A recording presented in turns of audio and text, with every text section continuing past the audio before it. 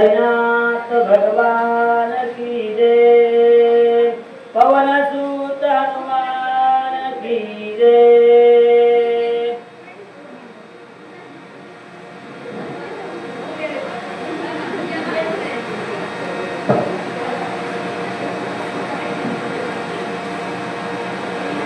श्री गणेशाय नमः। श्री सरस्वती नमः। श्री सद्गुरुरामचंद्राय नमः। पुष्य गुंडाळिले मुळखात शिखर कवळिले हते। आंदोलिता पर्वताची भूत्या कांते कलकलती। वक्रतुंड महाकाय सूर्यकोटि समप्रभ निर्विघ्नं कुरु मे देवो सर्वकार्येषु सर्वदा। देवा तूच गणेशो सकलार्थमते प्रकाशो महे निवृत्तिदासो अवधारी जोजी। गौरीपुत्र गणरायाला कौशल्यापुत्र रघुनंदन अंजनीसुत हनुमंतरायाच्या चरणावरती नाथ महाराजांच्या चरणावरती आदिमाया आदिशक्ती असणारे नवरात्र महोत्सव मायाच्या असणाऱ्या देवीच्या आज नवमी आणि त्यानिमित्त असणाऱ्या देवीच्या सुद्धा मायावरती नतमस्तक तुम्हाला जमलेल्या सर्व श्रोते मंडळींच्या वाचक सूचकांच्या मस्तक हे पायावरी या वारकरी संतांच्या भव्य दिव्य चालत असलेला लक्ष्मण शक्तीचा सोहळा आणि त्यानिमित्ताने असणारा नवरात्र निमित्त चालत असलेला हा नियोजन खरंच आज पहिली बारच आलो सेंद्र्याला आल्याच्या नंतर भगवंतरायाचं मूर्तीचं दर्शन झालं। पाहिल्याच्या नंतर एवढी मूर्ती महाराज नाही दिसली कुठं। भरपूर गावं फिरण्यात येतात पण काहीतरी भाग्य हनुमंतरायाचं दर्शन झालं, आई तुळजाभवानीचं दर्शन झालं आणि तुम्हा गुरुवर्यांचं मायबापांचं या ठिकाणी दर्शन झालं। सेवा करत असताना नाथ महाराज सांगू लागले शक्ती प्रसंगामध्ये 4थ्या अध्यायाचा उर्वरित कथेचं अनुसंधान सांगत असताना जे काही माझ्या हनुमंतराय मला या ठिकाणी सांगण्याचे उद्देश देतील ते सांगण्याचा प्रयत्न करणार आहे। चुकलं तर महाराज तुम्ही आहेत सोबत सांगा, नवीन आहेत या सपदून। ज्या वेळेस 4थ्या अध्यायामध्ये हनुमंतराय पर्वतावरती औषध आणण्या देण्यासाठी गेल्याच्या नंतर गंधर्वांसोबत युद्ध झालं, गंधर्वावरती विजय पावला, पर्वताने असणारा छळ मांडला। तिथेही हनुमंतरायाने विचार केला की बाबा माझ्याकडे सामर्थ्य असताना मी कशाला वेळ घालायचा। म्हणून हनुमंतरायाने काय केलं आता वेळ घालण्यात मजा नाही म्हणजे 12 वाजले येतं आणि आपल्याला तर लवकर जायचं आहे, सूर्य उदय होण्याच्या अगोदर आपल्याला जावावं लागलं। म्हणून हनुमंतरायाने पर्वताच्या काय केलं अहो बुडाला असणारी शेपूट गुंडाळी शिखर असणारा हातामध्ये धरलं, धरण्याच्या नंतर करून या रामस्मरण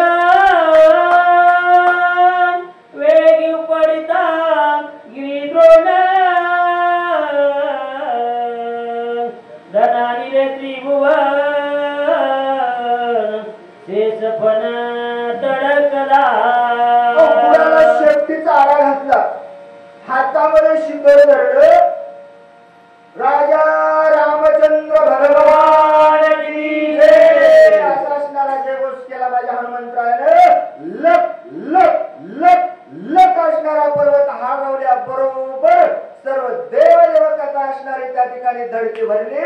भरल्याच्या नंतर राम स्मरण धनानिले पाताळ बळले लोकपाळ वन देवता कळबळ हिला पोलाळ सकळके। प्रत्येकाला वाटू लागलं काय झालं असेल। लोकपाळ धनांले संपूर्ण देव त्या ठिकाणी चिंतेत पडले म्हणजे कालच पाऊस उघडले आज एकदम पाणी शिरलं काय सगळे त्या ठिकाणी खरबडून उठले।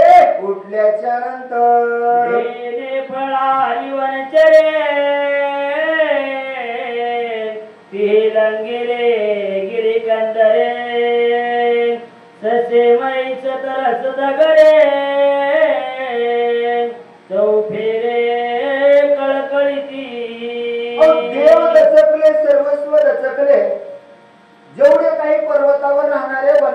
होते ससे मसे कोले पाशे त्यांना सुद्धा चिंता वाटली. म्हणले इतके दिवस झाले आपण या पर्वतावर राहतो, असं कधीच घडलं नाही, असा आवाज कधी ऐकला नाही. प्रत्येक जण आपला जीव वाचवण्यासाठी जिकडं जागा भेटेल तिकडं या ठिकाणी पळू लागले. आता समज गजाचे आरडते व्याघ्रांचे, सिंहनाद सिंहाचे तेने दचके यमलोका. त्या ठिकाणी गर्जना होऊ लागले, हत्ती त्या ठिकाणी आरडाओरडा करू लागले, वाघ त्या ठिकाणी आरडाओरडा करू लागले, सिंह सुद्धा त्या ठिकाणी गर्जना करू लागले. एवढा आवाज झाला, एवढा आवाज झाला, यमलोकाला दणका बसला. बसल्याच्या नंतर भूत्या कांतली सकळे त्या इदातित्रणे धरले चरणाले कपीची. प्रत्येक जण त्या ठिकाणी शरणागत येऊ लागलं. सर्वस्व असणारे हरभरून गेले होते, काय करावं कळत नव्हतं. प्रत्येकाला वाटलं आता एकच पर्याय आहे, त्या हनुमंतरायाला शरण जावावं लागलं. सर्वस्व असणारे त्या ठिकाणचे हनुमंतरायाच्या पुढं शरणागती येऊ लागले. विशालंगिऱ्या पक्षी कुळे सरपरी घाले पातळे दिगजा बैसली टाळे दात खिळे क्रांता. पक्षी त्या ठिकाणी दाही दिशानं पळू लागले, जिकडं जागा भेटेल तिकडं पक्षी पळू लागले. सर्प त्या ठिकाणी म्हणजे आता इथं राहण्यात फायदा नाही, पाताळामध्ये जाऊ लागले. दिग्गजांना असणारी टाळी बसली, देवदेवतांना असणारी चिंता त्या ठिकाणी वाटू लागली. दस योजने विस्तार पंच योजने उंची थोरा ऐसा पर्वत सविस्तर कपिंद्र सत्वर उपडिला. एवढा होता हो पर्वत, लहान होता का? 10 योजन असणारी त्याची रुंदी आणि 5 योजन असणारा माझा त्या ठिकाणी पर्वताची उंची. माझ्या हनुमंतानं त्या राम नावाच्या सामर्थ्यावरती उपटला. उपटल्यानंतर गळ्याकडो निपाये पर्वत उपडिला दोई बाये गगना उसळला लवलाये श्रमणाई अनुमात. 2 हाताच्या सामर्थ्यानं माझ्या हनुमंतानं पर्वत उचलला. उचलल्याबरोबर म्हणजे वेळ लावायचा नाही, क्षणामध्ये असणारं आकाशामध्ये उड्डाण केलं. नाथ महाराज सांगू लागले, बाबा एवढा मोठा पर्वत माझ्या हनुमंतरायानं उचलला, पण सैन्य आला नाही, घामही आला नाही आणि ताकदही वाया घालावी लागली नाही. का घालावं लागली नाही? नाथ महाराज सांगू लागले, छत्रांक जेली बाळात गज सुंडा दंड कमळ देख तैसा झालेला कपिनायक गिर्या लोले कौपडोने. अलौकिक असणारा पर्वत त्या ठिकाणी उपटला. कसा उपटला जर नाथ महाराज सांगायला गेलं तर म्हणते, बाबा एखाद्या लहान नेत्रान असणारी छत्री हातामध्ये घेऊन जसं उड्या खावं, एखाद्या हत्तीनं असणार कमळ आपल्या सोंडीमध्ये उचलावं, काही शील लागेल का हो, का ताकद लागेल का त्याला? नाही लागणार. तशा प्रकारे माझ्या हनुमंतरायानं पर्वत उचलला. आकाश मार्गानं हनुमंतराय चालू लागले.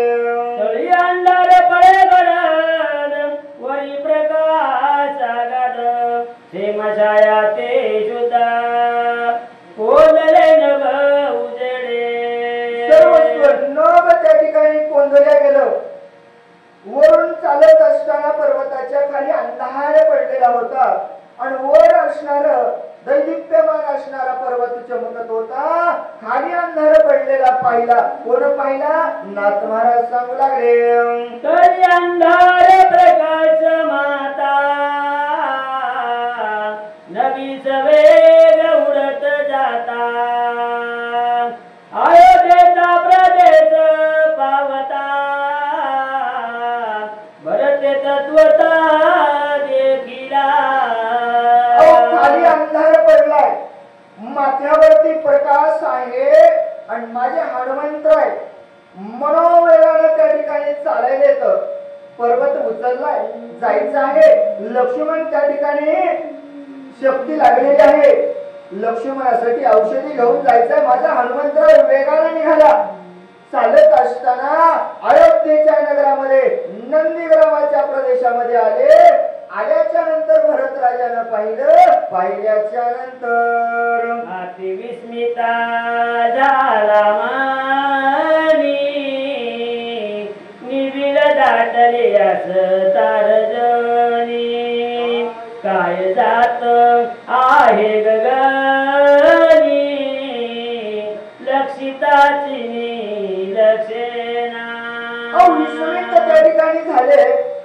भरत राजा म्हणले बाबा रात्रीची वेळ आहे आणि एवढ्या रात्रीमध्ये काय पर्वतावरून जात असेल. पाहायला गेलं तर काही ओळखूच नाही आणि थांबायलाही तयार नाही. म्हणले चमचम चमकायला खाली अंधार पडलाय, मोठ्याच्या मोठं दिसायलंय. काय असेल म्हणून भरत राजा त्या ठिकाणी विचार करू लागले. इंद्रवैसला विमानी सगळे अप्सरा घेवली, क्रीडा करीता हे गगनी, लाजमनी असेना. भरत राजाने त्या ठिकाणी अनुमान प्रमाण लावायला सुरुवात केलं.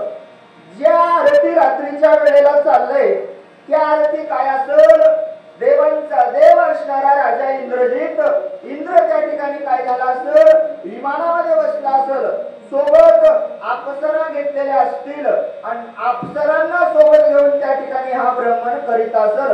असं असणारा अनुमान प्रमाण भरताना लावलं.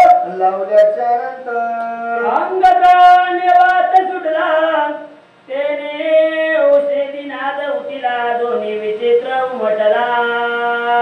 तो ऐकिला भरताने, अंगत्राणी असणारा वाघ सुटला त्या ठिकाणी होता. मनोवेगानं माझ्या हनुमंतराय चालू लागले आणि चालत असताना त्या वाऱ्यानं काय होऊ लागलं, त्या औषधीच्या पानांचा आवाज सुई सुई सुई अशा प्रकारे येत होता. तो आवाज भरत राजाने ऐकला. ऐकल्यानंतर मने केवळा उद्वत वादिला ओनी अद्भुता, अप्सरासह विमानात सैरा विचरत आकाशे. भरत राजा म्हणू लागला, किती इंद्र उद्भट त्या ठिकाणी वागत आहे. सोबत अप्सरा घेतल्यात आणि वाद्य असणार लावलंय. लावलंय तर लावलंय म्हणला आणि या ठिकाणी आलाय. गळावर इंद्राला, हा इंद्र त्या ठिकाणी उन्मट झालेला आहे. या इंद्राला असणार आपल्याला असणार त्या ठिकाणी त्याला मर्यादा राहिलेली नाही आणि सोबत अप्सरा घेऊन हा भ्रमण करीत असं असणार बोलू लागले. घेऊन वारांगणा विमाना विंदवी गगना, उल्लंघो साधू सजना, करी अंधन उन्मत. उन्मत्त झालेल्या इंद्रानं काय केले, वारांगणा सोबत घेतलेले आहेत आणि वारांगणाला सोबत घेऊन या ठिकाणी भ्रमण करतोय. मग करतोय तर काही हरकत नाही ना म्हणले, पण त्याला भान असावं ना. साधू संतांच्या भूमीमध्ये आपण चाललो होतो, जरासं साधू संतांचं तरी त्याला भान ठेवावं ना. चांगल्याच्या असणाऱ्या दारामध्ये जाऊ नये ना. पण हा इंद्र एवढा उद्भट झालेला आहे की त्याला साधू संतही या ठिकाणी कळत नाहीत. भरत राजा बोलू लागले. जो श्री सवे निरत झाला,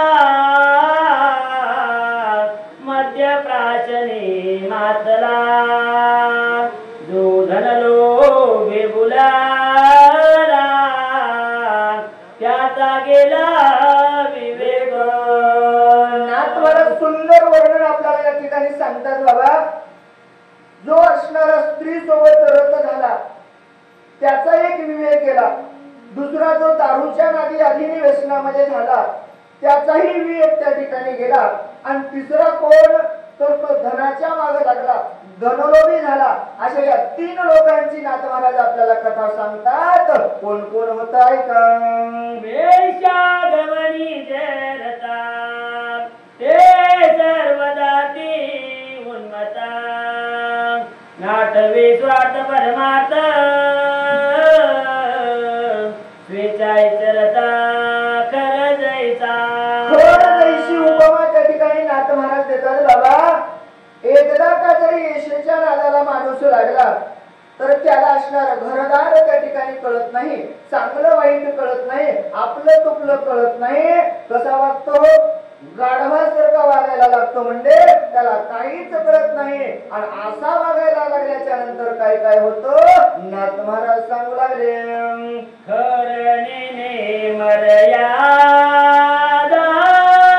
दिवसा रेखता जनपादा वेशाद्वारी विचरे सदा न सरे कदा मागारा. नाथ महाराज म्हणले, बाबा गाढवाला कळतं का हो? त्याला मर्यादा कळती का? नाही कळणार.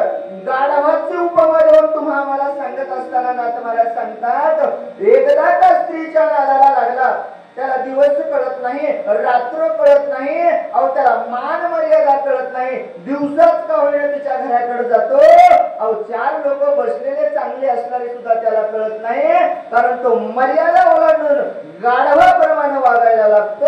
नाथ महाराज बोलू लागले. लातानिता उरावरी प्रीती धावे सन्मुख खरी पदा विघात मुखावरी आवडी करी झेलेता. आवडीनं झेलतो. गाढव बघा तुम्ही, 2ही लाता हाणतो. नाथ महाराज सांगतात, बाबा ती जर स्त्री त्याला लाता जरी हाणू लागली उरावरती तर काय करतो? आवडीनं झेलतो. काय म्हणला धन्य आहे, आशी भेटायला नशीब लागतं, एवढं त्या ठिकाणी बोलतो. अशा प्रकारे बोलू लागले. ऐसा पुरुष कामाचारी चुकाची मानी निरंतरे पाऊल जाऊन हे दिवरी हृदयावरी जेलिता. एकदा का जर तो कामातूर झाला आणि त्या वेशेच्या नादी लागल्याच्या नंतर नाथ महाराज म्हणले, बाबा तिचं पाऊल असणार खाली पडू देत नाही, हृदयावरतीच घेतो. तूच सर्वस्व माझा आहेस, जे काही करशील ते तू आहेस. तिचे पाय सुद्धा आपल्या छातीवरती घेतो आणि त्याच्यातच सुख मानतो. असा असणारा स्त्रीलोभ्याची कथा नाथ महाराज सांगू लागले. मने जन्मांतरीची हळरी बागे इचे पाद कमाळ हृदयी लागे दैवे दंडी उभागे व्रता वैरागे कष्टती. असणार वैराग्य कष्टती. चांगल्या लोकांना बसलेला म्हणते, बाबा काय तुमचं म्हणते वैराग्य, काय तुमचं वागणं, काय तुमची संपत्ती कामाची, म्हणले असं वागावं लागतंय. कसं? काहीतरी म्हणले जन्मोजन्मी आम्ही बहु पुण्य केले आणि तेव्हा या विठ्ठल कृपा केली. कोणती? बाईच्या पायानं छातीवर खाऊन घ्यायची, बाईच्या लाता खाऊन घ्यायचे. असं असणार म्हणते, खरंच माझं भाग्य आहे, मी नशीबवान आहे, असं बोलून त्या ठिकाणी सज्जनाला दोष देते. अशा लोकांची उपमा नाथ महाराज देऊ लागले. कामाची ऐशी रीती एक मध्य प्याची स्थिती वेचुना पदरची संपत्ती सोय होती जगनिंदे. नाथ महाराज सांगू लागले, बाबा स्त्री कामारूपी असणारा रत झालेल्याची ऐशी रीती होते. हे झाला एक प्रकार. म्हणजे दुसरा प्रकार असणारा मद्यपान करणारा. मद्यपान करणाऱ्याची अवस्था सांगत असताना नाथ महाराज सांगतात, बाबा स्वतःच्या पदरची संपत्ती खर्च करते, तिकडं जाते, पेऊ नाही ते पेते, पडू नाही तिथं पडते. अहो चांगलं जरी नाव असलं तर जगात आपलं नाव त्या ठिकाणी निंदनीय करून घेते, अपमान करून घेते, पैसा स्वतःचा जातोय, अपमानही स्वतःचा करतोय. अशी असणारी त्या दारू पिणारी दारू पिणाऱ्याची अवस्था नाथ महाराज सांगू लागले. जे निद्रयायिक भोग जोडे काम कर्मे स्वर्गात पुढे निष्कामे तरी डोळ्या पुढे इष्टे रोकडे मोक्ष सुखा. मोक्ष सुख आणि मिळवता येतं, जवळच्या पैशानं काय करता येत नाही हो. सर्वस्व करता येतं ना. अहो त्याच पैशानं अन्नदान करता येतं, त्याच पैशानं असा असणारा भव्य दिव्य शक्तीचा कार्यक्रम करता येतो, त्याच पैशानं तुम्हाला स्वर्गाचं सुख प्राप्त करता येतं, त्याच पैशानं तुम्हाला लेकरा बाळाला आनंदित करता येतं. पण नाही करीत तोच पैसा असणारा व्यर्थ घालतो, तोच पैसा असणारा दारू मध्ये घालतो आणि त्या ठिकाणी दुःख अवस्था पाहतो. अशी असणारी दारू पिणाराची नाथ महाराज कथा सांगू लागले. वेचोनिया ऐसे धन करता ती मद्यपान ते निजात्मा घाती संपूर्ण नरक सेवन अकल्पा. स्वतःच्या पदरची संपत्ती त्या ठिकाणी खर्च करतात आणि संपत्ती स्वतःची खर्च करून अशा प्रकारे वागू लागतात. नाथ महाराज सांगतात बाबा यांना नरकाला गेल्याशिवाय राहणार नाहीत.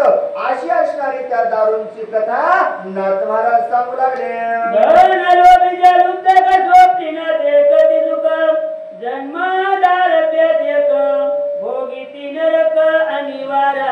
नाथ महाराज दोन जणांचं झालं, एक स्त्रीलोभी, दुसरा असणारा दारूचा, तिसरा असणाऱ्या धनलोभ्याची कथा सांगत असताना नाथ महाराज म्हणतात बाबा धनलोभी एवढे त्या ठिकाणी लोभी असतात, स्वप्नात सुद्धा त्यांना सुख भेटत नाही, स्वप्नात सुद्धा त्यांना धन खर्च करावं असं वाटत नाही. असे धनलोभी नरकाला गेल्याशिवाय राहणार नाहीत. नाथ महाराज सांगू लागले. मरणात जटे घेता रुकान मिळे सर्वता तथापि जायास करिता आळस चित्ता उपजेना. आळस त्यांना वाटतच नाही. असं केलं की म्हणजे संपत्ती वाढते, सगळं काही त्या संपत्तीसाठी आणायचं, जमा करायचं, बँकेत ठेवायचं, मरमर मरमर एवढं करतोय. आळस सुद्धा वाटत नाही. कशासाठी हो? पैशासाठी. येणार आहे का सोबत? काय येणार आहे का सोबत? पैसा सोबत येणार नाही, पण त्या पैशाच्या लोभापायी रात्र रात्र झोपत नाही. म्हणजे आला पण की निघाला. कशाला? शक्तीला. कशासाठी हो? पैशासाठी. अशा असणाऱ्या धनलोभ्याची नाथ महाराज त्या ठिकाणी व्यथा सांगू लागले. ऐसे ऐशा कष्ट मिळे ते वाढवी उपाय बळे निज शरीर कष्ट विरे जेणे फाळे निज मोक्ष. निज मोक्ष प्राप्त होतो हो. हे शरीर तुम्हाला आम्हाला कशासाठी दिले हो? यानं काय करता येत नाही. या शरीरानं तुम्हाला निज मोक्ष प्राप्त करता येतो. हा शरीरानं तुम्हाला देवाची भक्ती करता येते, या शरीरानं परमार्थ करता येतो, या शरीरानं चांगलं वागायचं. पण तसं करीत नाही म्हणलं. असं केलं की असं होते म्हणते, इकडे 100 दिले की इकडे 200 होते, असं केल्यावर असे पैसे वाढतील, असे लाख रुपये टाकले की 2 लाख वाढतील, अशा असं असं बनतंय. काय होईल? इकडं 1000 रुपये टाकले की म्हणला सकाळी 2000 होतील. अशा धनलोभाचा माग लागते. चांगलं देवाने दिलेलं शरीर त्या ठिकाणी नासून टाकते आणि शेवटी नरकाला जाते. अशी धनलोभाची कथा नाथ महाराज सांगू लागले. जेणे भोगी जई भोग जेणे भोगी जे स्वर्ग भोग जेणे साधे मायोग जीव शिव विभाग जेतलाय. जीव शिव विभाग ज्या ठिकाणी नाथ महाराज सांगतात बाबा ज्या पैशामुळं स्वर्ग सुख प्राप्त करता येतं, इहलोक त्या ठिकाणी प्राप्त करता येतं, पण ते पैसा हे चांगल्या कामाला देत नाही, कुठं कुठं देत नाथ महाराज सांगू लागले.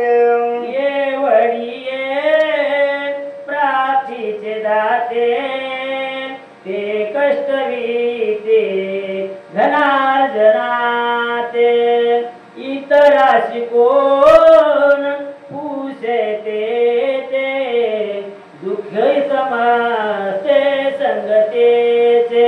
सर्वस्व संगतीचे त्या ठिकाणी दुःखी आहेत ना, एवढे अशा प्रकारे त्या ठिकाणी दुःखी होतात. मग तुमचं आमचं पामरच काय खरं आहे? नाथ महाराज म्हणे तुम्हा आम्हाला कोण विचारील? असे लोक जर त्या ठिकाणी वागत असतील, तुमचं आमचं त्या ठिकाणी काही राहणार नाही. नाथ महाराज सांगू लागले. देवधर्माने नती काही पर्व काय ठाऊका नाही, श्राद्धाची संभावना नाही, निराश पायी सदा पितर. जेवढे धनलोभी असतात, देव नाही, धर्म नाही, कधी असणार अन्नदान नाही, काहीच असणार करत नाहीत. नाथ महाराज म्हणजे बाकीचं जाऊ द्या, घरी पित्र हे त्याला माहित आहे म्हणले, आणि कव्हा बापाचे पित्र घालीत नाही, कव्हा कोणाला जेव घालत नाही, आशाला कुठं कुठं जावावं लागल. नाथ महाराज सांगू लागले. धनाचा वेद वळले प्राणाची जाऊ पाय, जनावराची नेने सोया आतिथ्य येते काय करीला. एवढे धनाच्या लोभी असतात. नाथ महाराज सांगतात बाबा, आणि तेवढे धनाच्या लोभी गेल्याच्या नंतर दसरा आहे, दिवाळी आहे, काहीच मानित नाही म्हणले, रुपया खर्चित नाही, घरी काही आणत नाही, सणावाराला सुद्धा गोडधोड करून खात नाही. आशेच्या घरी आशे वागत असतील तर नाथ महाराज म्हणजे मग साधू संत घरला आल्यावर म्हणील काय चहा प्यायला या, रात्री म्हणले वाचक सूचक आलते चला आमच्या घरला. आशे धनलोभी म्हणले साधू संतांना नाही, कोणालाच घरला बोलवत नाही. एवढी धनलोभ्याची कथा सांगू लागले. कष्टे जोडी संपते तिथे विद्या तिने भूते, तोंडी दगड माती घालते आपण वरते जुळी खाता. कष्ट करतात हो, धनलोभी कष्ट करत नाहीत का? करतात. नाथ महाराज म्हणले कष्ट करतात, रात्रंदिवस मेहनत करतात, एक ना एक रुपयाचा 2 रुपया 5 रुपये 10 रुपये करतोय, कोटी रुपये जमा करतोय, बँकेत नेऊन ठेवतोय, आणि आपण पुन्हा धुळी खात घरी मरतोय. नवरा बायको शेतात कामाला, बँकेत कोटी धोत्राला गाठी मारतय, आणि कोण वाटतंय मागाय आले की म्हणते आमच्याच घरी काही नाही हो, रडत आहे लोका पुढं. एवढे त्या ठिकाणी धनलोभी, माती खायची वेळ आली तरी बँकेतला पैसा काढत नाही. नाथ महाराज सांगू लागले. पैसे एकाची जाते आधपाता सोयन येते, तीन एकत्र जेथे मिळते ते दुःख किती सांगावे. नाथ महाराज म्हणजे अशी एकाची जाते आणि स्वतः अन्नपाताला नेतात. असं एक वागणार जर असेल तर एवढं दुःख आहे. आणि एकाच बापाला 3 पोरं असे झाल्यावर, एकाच घरी 3 जण भाऊ जर असे जर म्हणे, एक धनलोभी, एक स्त्री लोभी आणि एक दारूच्या लोभी गेलेला, ते 3 जण जर एकत्र आले तर नाथ महाराज म्हणजे काय त्यांचं वर्णन करावं बाबा. अशी असणारा अनुमान प्रमाण भरताना लावल्याच्या नंतर पैसा स्त्रीमध्ये मातला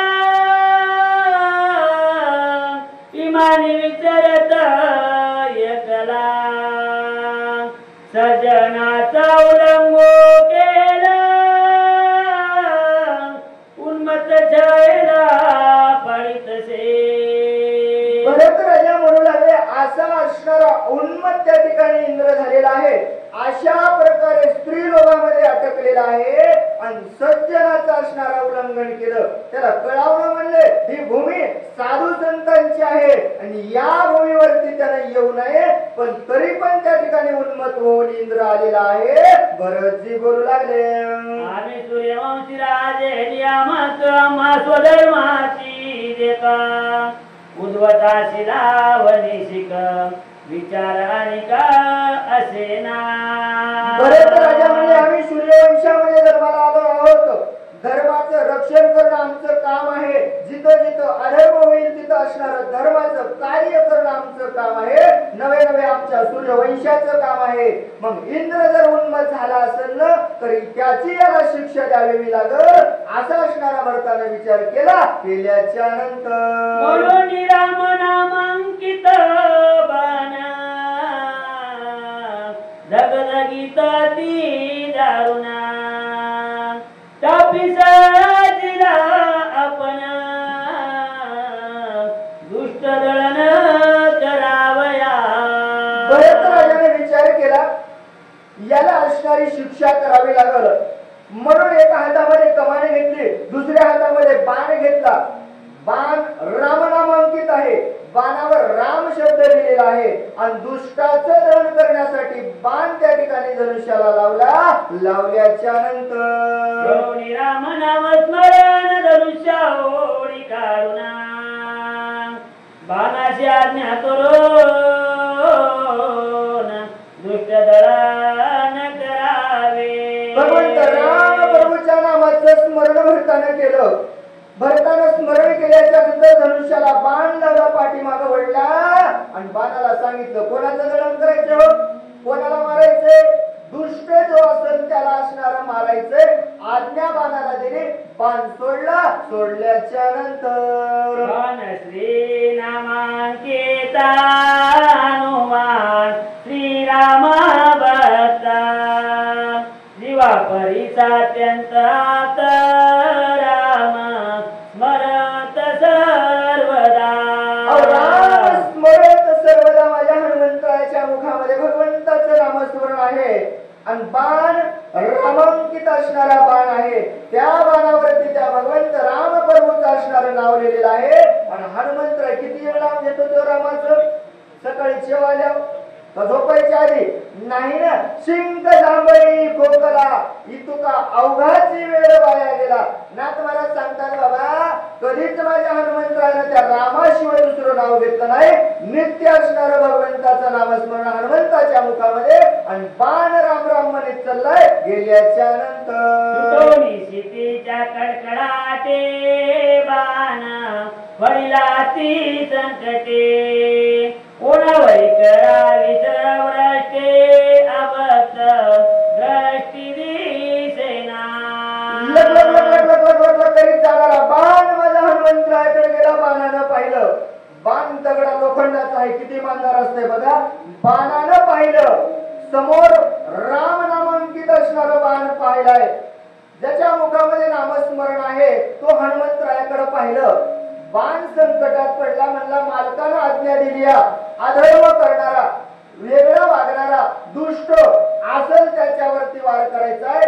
बाण विचार करतोय दुष्ट कोणी दिसत नाही.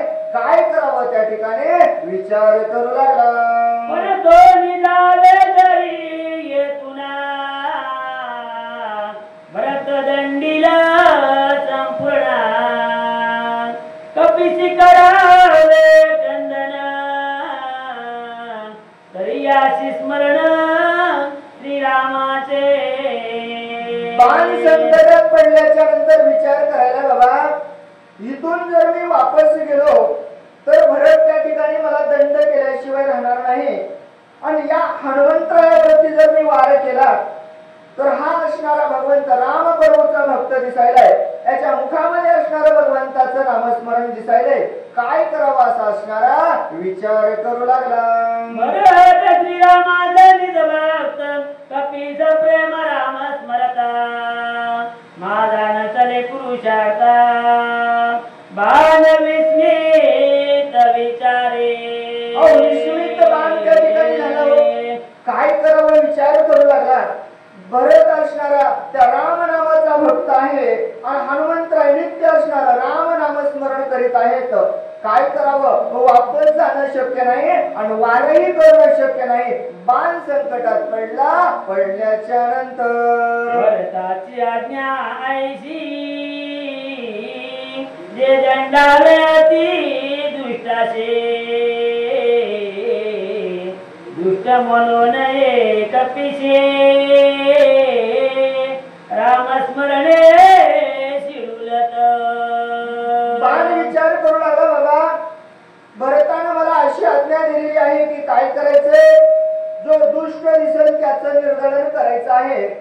बाण म्हणला मग हनुमंतरायाकडे पाहिल्याच्या नंतर हा तर दुष्ट दिसत नाही, हा राम असणारा रामाचा भक्त दिसायलाय, काय करावं म्हणून बाण चिंतेत पडला. पडल्याच्या नंतर स्वामीच्या आज्ञेचे उल्लंघन न घडे, साधू अवज्ञा श्री न चढे, ऐसे विचारून वारे कोडे चरणाकडे चालिला. बाणाने विचार केला, बाबा स्वामीच्या आज्ञेचं उल्लंघन करणं ही शक्य नाही, आणि राम राम राम म्हणणाऱ्या हनुमंतरायावर वार करणं ही शक्य नाही. बाणाने विचार केला, मग काय करावं लागल. बाणाच्या लक्षात आलं की एकच पर्याय उरलेला आहे, सज्जनाचा असणार पाय धरल्याच्या नंतर संकट दूर होतात. हनुमंतराय सज्जन दिसायले. बाणाने विचार केला आपण नतमस्तक व्हावं. बाण त्या ठिकाणी हनुमंतरायाच्या चरणाकडे निघाला. निघाल्याच्या नंतर धरल्या सज्जनाचे पाय अपजय कधीच न होया, स्वामी कार्य सिद्धी सजाय विजय होया त्रिलोके. बाण विचार करायला लोखंडाचा, आपण मनुष्य रूपी देहामध्ये जन्माला येऊन सुद्धा हा विचार करीत नाहीत. बाण म्हणतोय काय होईल, सज्जनाचं जर पाय धरले तर काय होईल, अपयश येणार नाही, स्वामीचं कार्य पूर्ण होईल आणि त्रिजगतामध्ये माझा उद्धार झाल्याशिवाय राहणार नाही, असा बाणाने विचार केला. केल्याच्या नंतर निश्चय करून पूर्णा पायी मिठी घाली बाणा, सोय विस्मित कपी नंदना, बाण कोणाचा. एवढा विचार त्या ठिकाणी बाणाने केला. बाण धावत गेला, हनुमंतरायाच्या चरणावरती लागला. शरण शरण हनुमंता तुम्हा आलो रामदूता. नतमस्तक हनुमंतरायाच्या पुढे झाला. हनुमंतराय विचार करू लागले, बाबा काय धरलं असेल पायाला. हनुमंतरायानं पाहिलं बाण आहे, कोणाचा बाण असेल, कशासाठी आला असेल. हनुमंतराय त्या ठिकाणी विचार करू लागले. ऐसे विचारिता मने बाणावलो कोय नयने,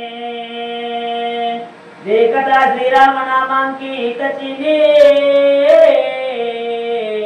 वायुनंदना अति विस्मय. विचार माझ्या हनुमंतरायाने मनामध्ये केला, कोण असेल, कशाचा बाण असेल. मग हनुमंतरायानं बाणाकडे पाहिलं तर बाणावर राम नाम लिहिलेलं दिसलं. दिसल्याच्या नंतर माझ्या हनुमंतराय विचार करतात, बाण कशासाठी आला असेल. विस्मित माझ्या हनुमंतराय झाले. झाल्याच्या नंतर श्रीरामाचा बाण होया अतिक्रमयाचा करुणाया, साष्टांगी नमन करिता होया राम स्नेहे भावाते. भावार्थ माझ्या हनुमंतरायानं पाहिलं. राम नामांकित असणारा बाण दिसल्याच्या नंतर हनुमंतराय म्हणतात, बाबा हा माझ्या मालकाचा राम प्रभूचा बाण आहे, सेवे लागी सेवक झालो. माझ्या हनुमंतरायानं बाणाला त्या ठिकाणी नमस्कार केला. केल्याच्या नंतर बाणाचे वचन तव तो बोलेना संपूर्ण, पाहू आदरिले त्याचे चिन्ह, तव तळी बाण ओढिता. माझ्या हनुमंतरायानं बाणाकडे पाहिलं. काय बोलावं माझ्या हनुमंतराय विचार करू लागले, पण बाणाकडे वेळ कमी होता. हनुमंतरायाचे असणार पायाला बाणाने मिठी मारली आणि बाण हनुमंतरायाला खाली खाली खाली त्या ठिकाणी ओढू लागला. हनुमंतरायानं पाहिलं. पाहिल्याच्या नंतर येईल दिवाकर म्हणून सोमीचा शिरभुविरा, घेऊन आला मज समोर बाण सत्वर तेथे ओढे. बघा माझ्या हनुमंतरायाचा विचार बघा. माझ्या हनुमंतराय म्हणतात, बाबा माझ्या जगाच्या मालकाला काळजी लागली असेल, हनुमंतराला यायला उशीर झाला असेल, म्हणून माझ्या रामप्रभून लक्ष्मणजीला इथं घेऊन आले असतील आणि माझ्याकडे बाण पाठवला असेल असा असणारा विचार करू लागले. उठोनी सोमित्र वदोनी आदत चिरा करोनी विभीषण राजधर सोय सत्वरा येते आला. पुन्हा माझ्या हनुमंत विचार करतात बाबा असं नाही झालं नसेल ना, लक्ष्मणाला उठवलं असेल, रावणाला मारलं असेल, विभीषणाला राज्य दिलं असेल आणि माझा भगवंतच या ठिकाणी आला असेल की काय, असा असणारा हनुमंतराय त्या ठिकाणी अनुमान प्रमाण लावू लागले. पुस्तका सर्वता नपवेचे स्वामी कार्याता भीक माझे जीवित्व व्रता कोणाला जात असे. हनुमंतराय म्हणे खरंच माझ्यावर माझ्या स्वामीनं काम सोपवलं, पण मी नपुसंक त्या ठिकाणी आहे, माझ्याच्यानं काम माझ्या स्वामीचं झालं नाही. एक तरी स्वामीचं काम मी करायला पाहिजे होतं, पण माझ्याच्यानं नाही करता आलं. मी पामर आहे, मी लहान आहे, असं असणार हनुमंतराय त्या ठिकाणी बोलू लागले. आई साधाला ती दुखी स्वामित्र बाणा देव लोकित होतो ओढी अधोमुखी एकाय की सत्वरा. दुःख माझ्या हनुमंतराला झालं, काय करावं कोणाला सांगावं. हनुमंतराय म्हणजे झालं गेलं जाऊ दे आता, पण हा बाण माझ्या भगवंतानं पाठवलाय ना, मग हा बाण जिकडं येईल तिकडं हनुमंतराय जाण्यासाठी तयार झाले. बाण हनुमंतरायला खाली ओढू लागला. ओढल्याच्या नंतर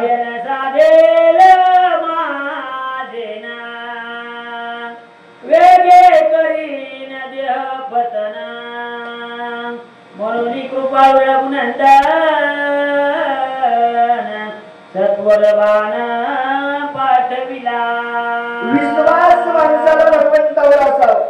हनुमंतराय आपला विश्वास रामनामांकित बाणावर दाखवतात. हनुमंतराय म्हणतात बाबा माझ्या भगवंताला माझी दया आहे, माझा भगवंत दयाळू कृपाळू कनवाळू आहे आणि माझ्या भगवंताला वाटलं असं हनुमंतानं जर काम जर पूर्ण नाही झालं तर हनुमान त्या ठिकाणी काय करेल, आपला देह त्याग करेल, प्राण त्या ठिकाणी देईल, म्हणून माझ्या मालकानंच या ठिकाणी बांध पाठवला नसेल असा विचार हनुमंतराय करू लागले.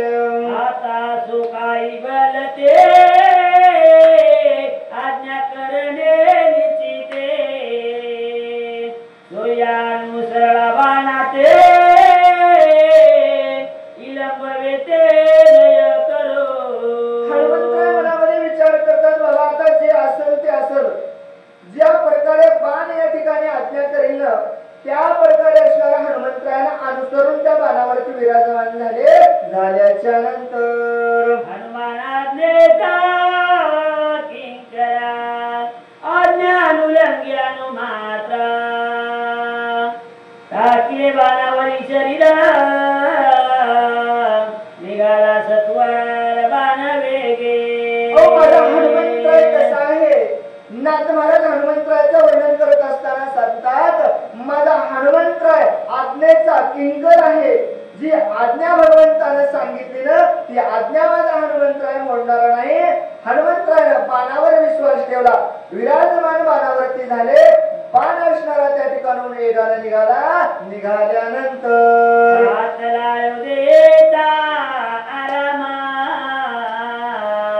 पुढे देखिला नंदीग्राम रचना अति मनोरम भक्त उत्तम भरत जेते.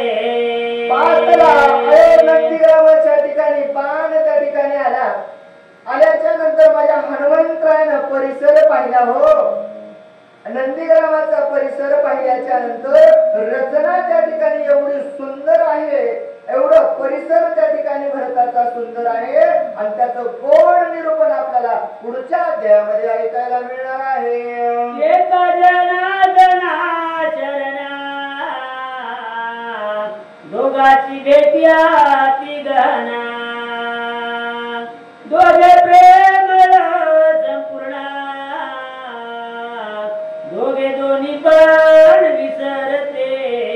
एका जनार्दन स्वामीला शरण जाऊन माझे नाथ महाराज सांगतात बाबा हनुमंतराय असणारे रामाचा भक्त आणि इकडं भरती असणारे राम नामांकित असणारा भक्त, दोन भक्ताची त्या ठिकाणी भेट होणार आहे. अति गहन असणारी भेट होणार आहे. आणि भेट झाल्याच्या नंतर काय होणार आहे हो, माझी मदत झाली अनावर वाचा. हनुमंतरायला हनुमंत पण आठवणार नाही, भरताला भरत पण आठवणार नाही. अशी गोड कथा आपल्याला 5व्या अध्यायामध्ये ऐकायला मिळणार आहे. एका जनार्दन कृपाळू धरणी गोड नकाय बाळा वाचुनी मुखीचा घास काढोनी माझ्या वदनी घालिता. एका जनार्दन स्वामीला शरण लावून नाथ महाराज सांगतात, बाबा माझी माय त्या ठिकाणी एवढी कनवाळू कृपाळू आहे की माझी माय गोड लागल्याच्या नंतर एक घास त्या ठिकाणी लेकरासाठी ठेवते हो, आणि मग लेकराला आणून भरविते. गोड लागलं की माय नाही खात. एवढे माझे स्वामी माझ्यावर दया करतात. गोड लागणारा रामायण रूपी घास माझ्या जनार्दन स्वामीने माझ्या मुखामध्ये दिलेला आहे. नाथ महाराज सांगू लागले, जे अत्यंत खाऊने त्याचे मुखी घास देणे न खाता पायावरी बळे पाडणे घास कोंदणे मुखा माझे. किती माईचं प्रेम असतं हो लेकरावरती. नाथ महाराज म्हणले, एखाद्या माऊलीचं लेकरू असावं घरी, यावं बाळा जेव, नाही जेवत, बाळा जेव, नाही जेवत. बळच धरती म्हणला पायावर पडते आणि बळच असणार त्याला काय करते, घास भरवते. हे असणार माईचं प्रेम. नाथ महाराज म्हणले, माझ्या स्वामीनं माझ्यावरती माईप्रमाणे प्रेम केलं. मला काही जमत नव्हतं, बळच माझ्या माईनं माझ्या स्वामीनं रामायण रूपी घास माझ्या मुखामध्ये दिला.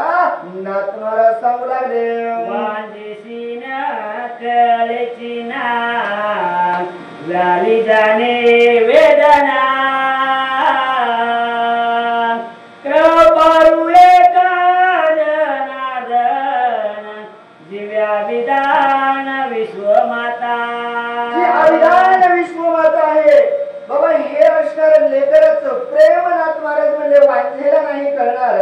लेकराचं कष्ट असणार, जिची प्रस्तुती झाली, जिनं बाळपणामध्ये जे कष्ट सहन केलेत ना, ते तिच्याशिवाय नाही करणार. एका मातेशिवाय त्या लेकराचं प्रेम नाही करणार. असे जनार्दन स्वामी माझ्यासाठी धावून आलेले आहेत. नाथ महाराज सांगू लागले, ब्रह्मादिक पुत्र झाले जिये ब्रह्मांडेस दिले निज कर्मेत्राने मारले मदती चाले लक्षणा. मला ते नाही लक्षण करता येणार. ब्रह्मादिक पुत्र असणारे त्या माता जननीने निर्माण केले आणि तिनं असणारं संपूर्ण रामायण रूपी घास माझ्याकडे दिला. अबा तिनं ब्रह्मांडाच्या निर्मितीच्या उदरापासून झालेली असं अशी असणारी माझी माय जनार्दन स्वामी त्याने माझ्यावरती कृपा केलेली आहे. नाथ महाराज सांगू लागले, तानेल्या उलट जावे की भुकेल्या देव घालावे मज सर्वतान संभवे तेने ओलावे माऊले. मला काहीच कळत नव्हतं. नाथ महाराज सांगतात, मज पामराशी काय थोरपण, मला काहीच कळत नव्हतं. तहान लागली त्याला पाणी द्यावं का भूक लागली त्याला जेवू घालावं, एवढं सुद्धा मला कळत नव्हतं. पण एवढी कृपा माझ्या स्वामीनं माझ्यावरती केलेली आहे. नाथ महाराज सांगू लागले, याशी काय करू आता जन्मोनी झाला करता किती याची करू चिंता काही सर्वता जाणेना. काहीच कळत नव्हतं. किती वेळ माये म्हणते, बाबा याची कवर चिंता करो, किती वेळ याला समजून सांगावं, किती वेळ याच्या मुखामध्ये पोट घास घालावा, किती वेळ याचं पोट मी भरावं, याला सांगितलेलंही कळत नाही. आणि आता तर मोठा झालाय म्हणले, किती वेळ याची मी चिंता करावी.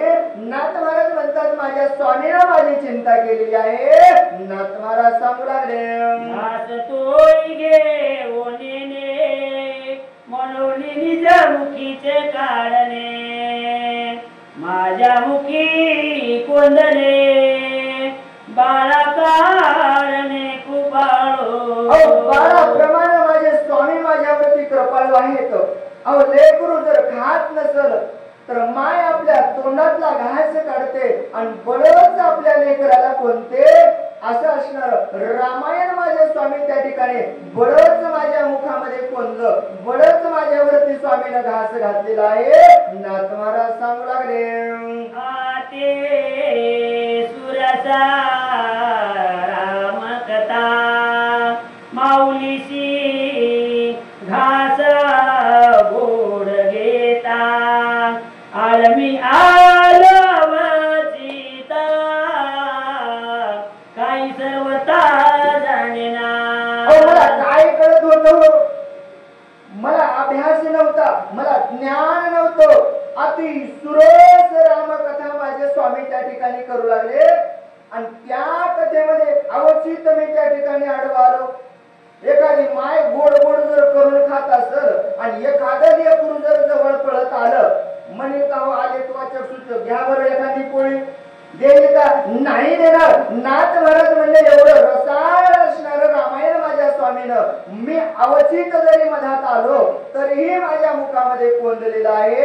नाथ महाराज सांगू लागले कृपाळू कैसी द्रोणीचे गाडोनी वेगेशी ओ पिता माझी अमुकाशी निज मानसी सुखावे. निज मानसी सुखावे. काय मायेचं प्रेम असत हो. आपल्या घासातला घास असणारा काढते आणि लेकराच्या तोंडामध्ये देते. लेकराचं पोट भरतं, माय उपाशी राहते. मग पोट खरं कोणाचं भरतं, माईचं भरतं की लेकराचं भरतं हो. अहो लेकरू जेवल्याच्या नंतर माईचं पोट आपोआप भरतं. एवढी कनवाळू कृपाळी आजी असणारी माझी माऊली तरी लाभाविन प्रीती माझी माय असणारी आपल्या लेकराकडून त्या ठिकाणी लाभ पाहत नाही. आपल्या लेकराला आपल्या मुखातला घास भरविते आणि तसे माझ्या स्वामीनं माझ्यावरती कृपा केली. रामायण रूपी घास माझ्या मुखामध्ये घातला आणि माझे स्वामी त्या ठिकाणी सुखरूप झाले. नाथ महाराज सांगू लागले बाळकाच्या धनी धाई जे काशीच्या झाले पणे होई जे आणि काटे नकळे सजे सद्गुरे जाणीजे की प्रसवतिया. सद्गुरूला कळतं हो किंवा त्या बाळांत असणाऱ्या बाईला कळतं. आपल्या लेकराचं प्रेम त्या बाईला कळतं आणि आपला शिष्य असणाऱ्या सद्गुरूला कळतो. याच्या व्यतिरिक्त तुम्हाला मला कळणार नाही. नाथ महाराज सांगू लागले एका जनार्दना शरण कपिरामाज्ञा धरुणा बाणे आणला आपण गोड कथना पुढे आसे. एका जनार्दन स्वामीला शरण जाऊन नाथ महाराज सांगतात बाबा तो बाण असणारा हनुमंतरायाकडे गेला. बाणावरती हनुमंतराय विराजमान झाले आणि बाण त्या ठिकाणी आज्ञेप्रमाणे हनुमंतरायाला घेऊन आलेला आहे. आता नंदीग्रामाच्या ठिकाणी आल्याच्या नंतर तो बाण भरत हनुमंतराय यांची भेट होणार आहे आणि गोड कथा असणारी पुढच्या अध्यायामध्ये ऐकायला मिळणार आहे. कोपती जने सैराट भरलाने ओढीला एका जनार्दने काही म्हणे स्मरेना. नाथ महाराज म्हणतात बाबा सर्वस्व असणारे ऐकायला बसलेले श्रोते म्हणतील कथा सांगायची दिली सोडून दुसरीकडेच गेले रागावतील माझ्यावरती श्रोते. म्हणून नाथ महाराज म्हणतात मला काही कळत नव्हतं बाबा. पुढचा अध्याय गोड आपल्याला ऐकायला भेटणार आहे. 5वा अध्याय असणारा सुसज्ज असणारे त्या ठिकाणी वाचक सूचक आलेले आहेत आणि सुंदर 5वा अध्याय लहान साधारण अध्याय नाहीये बाबा. हनुमान अत्यंत विश्वासी अनुसरणी बालासी आला नंदीग्रामासी तेथे भरतासी निवास असा असणारा गोड अध्याय आहे आणि त्या अध्याय आपल्याला असणारा ऐकायला भेटणार आहे.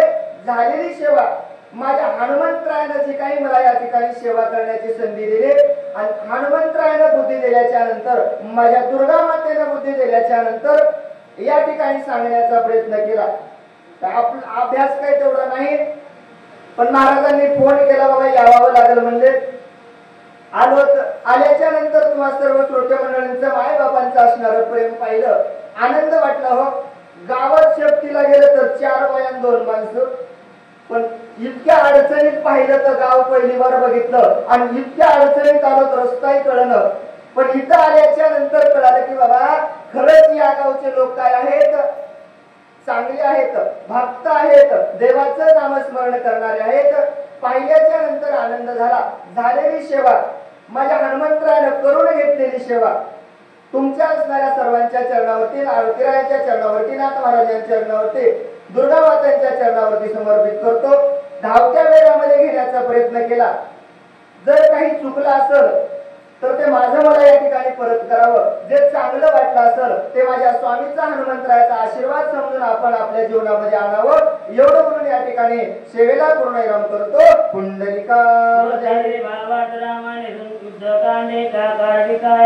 हनुमंत नंदीग्राम गमन नाम चतुस्तोरितो अध्याय गोडा पुंडलिका हरी विठ्ठल श्री ज्ञानदेव तुकाराम पंढरीनाथ भगवान की जय. पवन सुत हनुमान